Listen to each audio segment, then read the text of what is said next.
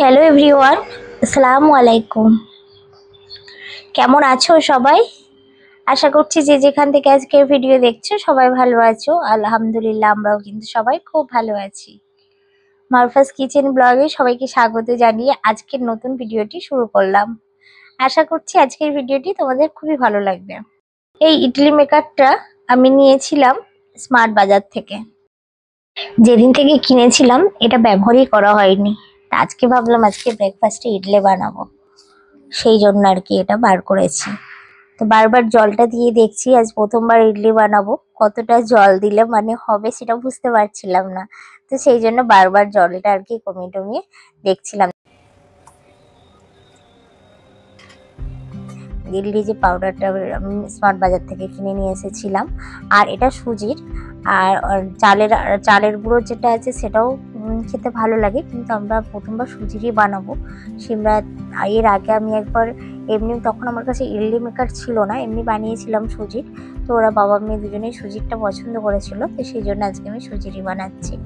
তো চলো, এদিকে চাটা হয়ে গেছে, তো একটু চাটা খেয়ে নেবো। চাটা ছেঁকে নিয়ে সেবার পাপাকেও দিয়ে দিই, আর আমিও খেয়ে নিই। খেয়ে নিয়ে তারপরে ইডলিগুলো বানাবো। তো চলো, ভিডিওটা তোমরা দেখতে থাকো।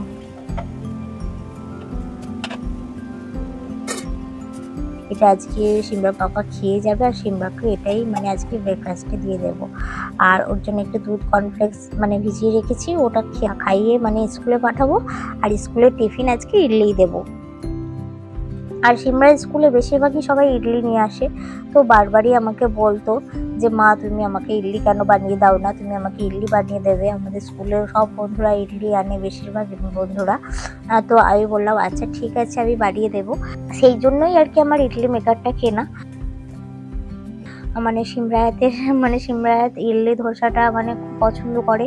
মানে ওকে ধোসা যদি এমনি আমি বাটারতেও বানিয়ে দিই না, ও খেতে ভীষণ পছন্দ করে। মানে মশলা ধোসাটা অত খেতে ভালোবাসে না, কিন্তু শুধু এমনি ধোসাকে একটু বাটারতে বানিয়ে দিলে। 3টে মানে কন্টেনার দিয়েছে, মানে 3টে স্টেপ আছে।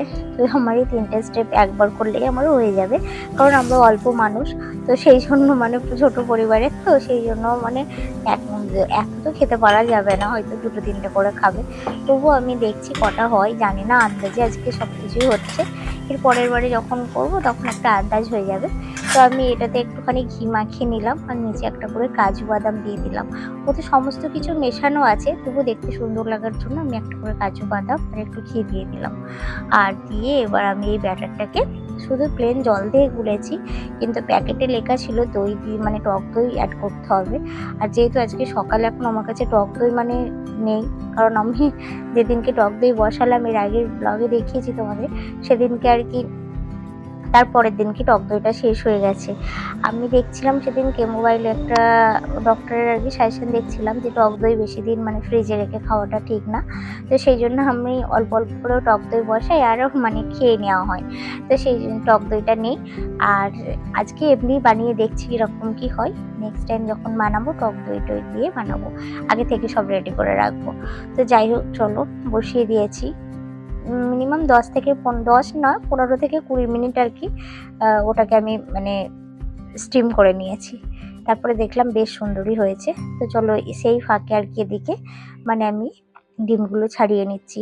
আজকে ব্রেকফাস্ট এগুলো দিয়েই হবে, মানে ডিম করে নিচ্ছি, ডিম সেদ্ধ করে নিয়েছি, ইডলি আর একটু ফল কেটে নেব। ফলের মধ্যে কলা আর লেবু আছে।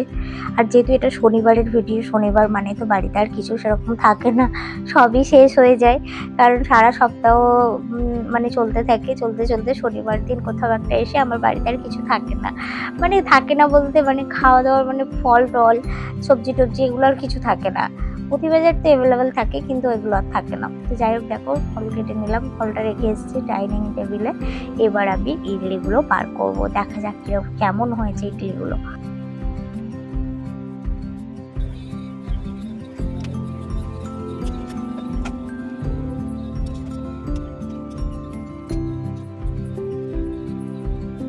কিন্তু খুব চটজলদি হয়ে গেল জানো। মানে এমনিতে ব্রেকফাস্ট করা, সকালবেলায় ঘুম থেকে উঠে ব্রেকফাস্ট মানে করার যে কি ঝামেলা সে কি আর বলবো। যারা আমার মতো সকালবেলা ঘুম থেকে উঠেই চোখ মুলতে মুলতে ব্রেকফাস্ট করো তারাই জানো। সবথেকে বড় ব্যাপার হচ্ছে যে হেলদি প্লাস আবার চটজলদিও হয়ে গেল, খুবই ভালো একটা হেলদি খাবার। তারপরে রান্না বসিয়েছি, সিমরার পাপা চলে গেল, সিমরা চলে গেল, যাওয়ার পর আমি টিফিন করলাম, করে তারপরে আমি রান্না বসিয়েছি।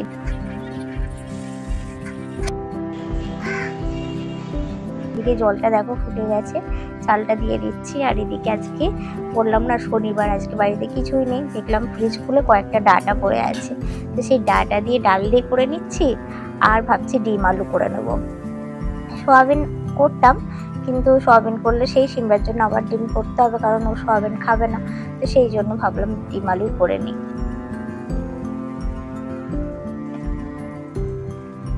ওদিকে তো সমানে বৃষ্টি হয়ে যাচ্ছে, মানে হুট করে ওয়েদার এরকম হয়ে দেখলাম। সকাল থেকে ভালো ছিল, তারপর দেখলাম এরকম ওয়েদার।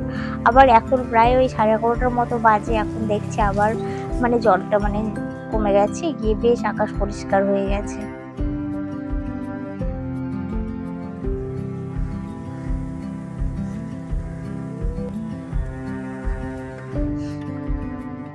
আর তোমাদেরকে তো মানে দেখানোই হয়নি, এই রুমে একটা খাট ফেলা হয়েছে, তো খাটটা আর কি এখন মানে মিস্ত্রি কাকা এসে আর কি ঠিক করবে, এখনো বাকি আছে। তো খাটটার এখন মানে কমপ্লিট হয়নি, সেই জন্য তোমাদের দেখানো হয়নি। আর বিয়ে বাড়ি গিয়েছিলাম, তো জুতোগুলো আর কি মানে ধুয়ে দিয়েছিলাম। আমি যখনই কোথাও যাই মানে আমি জুতোকে এসে পরিষ্কার করে, যেমন জামা কাপড় পরিষ্কার করে আলমারিতে তুলে রাখি, সেরকম আমি জুতোগুলোকেও কিন্তু পরিষ্কার করে রোদ খাইয়ে ভালো করে মুছে টুছে পরিষ্কার করে আবার মানে জায়গার জিনিস জায়গায় রেখে দিই। এইভাবে যত্ন সহকারে জুতোগুলো রাখলে না জুতোগুলো অনেকদিন থাকে। আর এই যে জুতোটা দেখতে পাচ্ছ আমার, এটা আমি নতুন নিয়েছি সিলেদার্স থেকে, সেই বিয়ের যেদিনকে মঙ্গলবারে বিয়ে বাড়িতে গেলাম সোমবারে কিনেছি। আর সিমরার জন্য তো এই জুতোটা এর আগের ব্লগেও দেখিয়েছি। আর সিমরার ব্যাপারে এই জুতোটা আগে থেকেই ছিল, ও কিছু কেনে না, আমার আর সিমরার জন্যই কিনে দিয়েছিল জুতো। তো যাই হোক চলো, এবার জুতোগুলোকে গুছিয়ে সুন্দর করে রেখে দিলে এবার যখন কোথাও গেলাম আবার পায়ে দিলাম, আবার ওইভাবেই কিন্তু আমি রেখে দিই। আর একটা বোরখা কিনেছিলাম, সেটা তো তোমাদের সঙ্গে মানে শেয়ার করা হয়নি। বোরখাটা এটা একদম লাইট কালারের নিয়েছি, ডিপ কালারের বোরখা নিইনি, আর লাইট কালারের মধ্যে নিয়েছি। আর স্টাইলটা আরবিয়ান স্টাইলের বোরখা নিয়েছি, হাতাগুলো এরকম, আর বেশি কাজও নেই, একদম হালকা কাজ। বোরখাটা কেমন লাগছে অবশ্যই জানিও। এটা ঠিক কাজ বলবো না, একটা লেসেস লাগানো আছে, আর ওপর থেকে একদম নিচে পর্যন্ত, আর হাতাগুলো এরকম। আর ঘেরটা ভীষণ ভীষণ বড়, মানে ভীষণ সফট, কাপড়টা খুব সুন্দর। তো যাই হোক এটা নিয়েছি।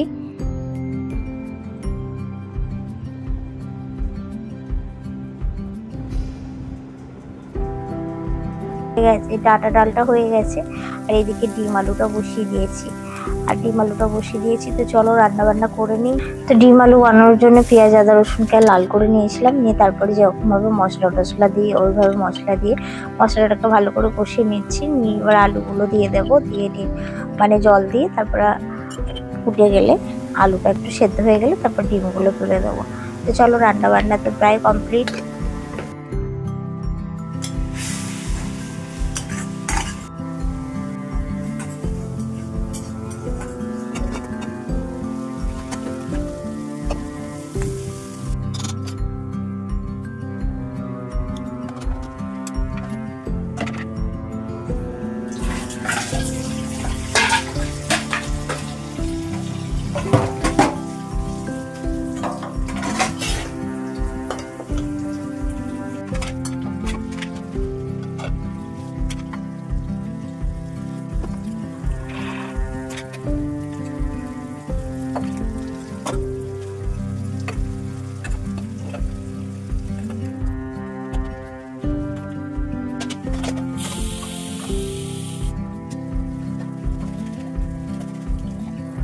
রান্না করার পর যে কাজগুলো থাকে বাসনপত্রগুলো তো ধুয়ে নিলাম, তারপরে এদিকে দেখো গ্যাসটা মোছামুছি করে নিচ্ছি, নিয়ে চলো চান করব। আর গ্যাসটা মোছামুছি করে নিয়ে এবার স্ট্যান্ডগুলো লাগিয়ে দিলাম, দিয়ে চলো কাজ আমার সমস্ত কিছু হয়ে গেছে। ঘর বাড়িটা মোছামুছি করে নেবো, নিয়ে সিমরাকে চান করিয়ে দেবো, ও ময়রা সঙ্গে খেলছে। আধা ঘন্টা পর চলে এসেছি বন্ধুরা, আমিও স্নান দান করে নিয়েছি, সিমরাকেও করিয়ে দিয়েছি। দিয়ে দেখো আমার সুন্দর করে ভাতের থালিটা রেডি করে নিয়েছি। আর সিমরা এখন কিছু খাবে না, ও বলছে মাম্মা আমি একটু পরে খাবো, আমি এখন হোমওয়ার্ক করব। আর বাচ্চারা তো জানো যখন খেতে চাইবে না ওদেরকে খাওয়ানো যাবে না। আর আমার একটু খিদে লাগছে, তো সেই জন্য আমি আগে খেয়ে নেবো, নিয়ে ওকে খাইয়ে দেবো, দিয়ে তারপরে ওকে ঘুম পাড়াবো। তো চলো আজকের ভিডিওটা তোমাদের কেমন লাগলো বন্ধুরা, অবশ্যই তোমরা তোমাদের মতামত জানিও। ভালো লাগলে একটু লাইক করে দিও আর শেয়ার করো। আর যারা নতুন বন্ধু তারা প্লিজ চ্যানেলটিকে সাবস্ক্রাইব করে পাশে থেকো। সবাই ভালো থেকো, সুস্থ থেকো। দেখা হচ্ছে আবারও একটি নতুন ভিডিওর সাথে।